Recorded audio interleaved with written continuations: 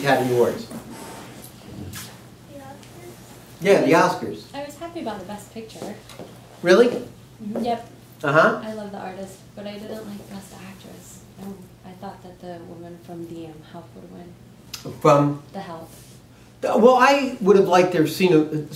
I would have liked to have seen her win, and you know, what was fascinating. I was talking to a black actress, and I was talking to her, and she said, "Well, I really didn't want The Help to win because it's like, you know, it's that same thing rehashed again." And maybe she didn't put it in those terms. And I said, "You know, you're a lot younger than I am." And I remember as a kid, I was an older boy, and we went to this amusement park. And there was a black kid who was an older boy, very bright kid, you know, smart, you know, hardworking kid. And we were in line to go into the swimming pool. And the Catholic priest came over and he gave everybody a ticket, but he says, "Look, I can't give you a ticket because they're not going to let you in the pool." Now, I look at that. I'm 13 years old or something. Like, you know, so I go in the pool with everybody else. And I remember somebody else making some derogatory comment, like, "Well, you know, it's something about the kid." And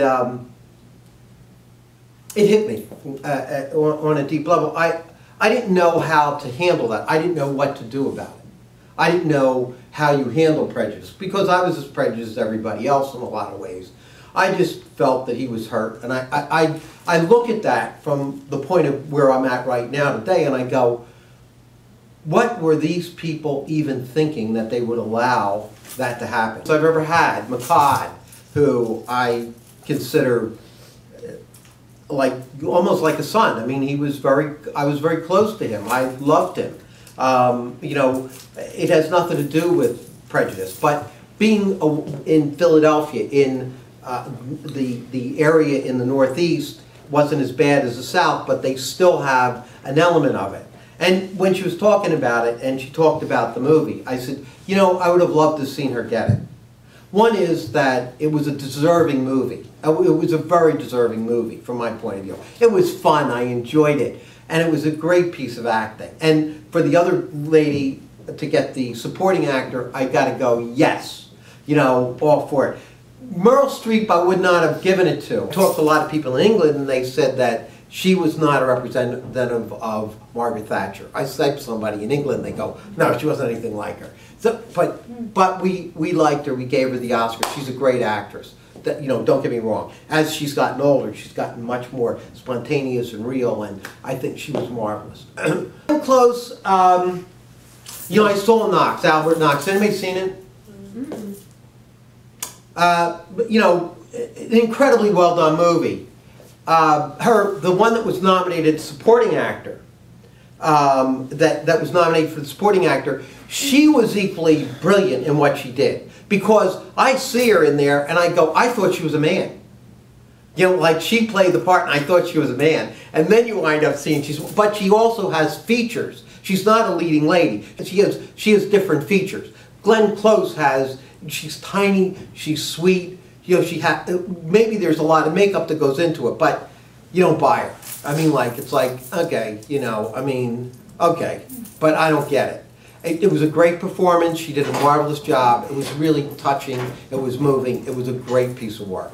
But it wasn't something I would go, yes. The performance is like you look at the Descendants. One is that I had a brother just pass away. Well, when I go to see The Warrior, you know, there's something very, very deep in the love. No matter how brothers see each other, there's something very, very deeply connected with your brother. That is a bond that you can love or hate or whatever. So The Warrior had a very different effect on me.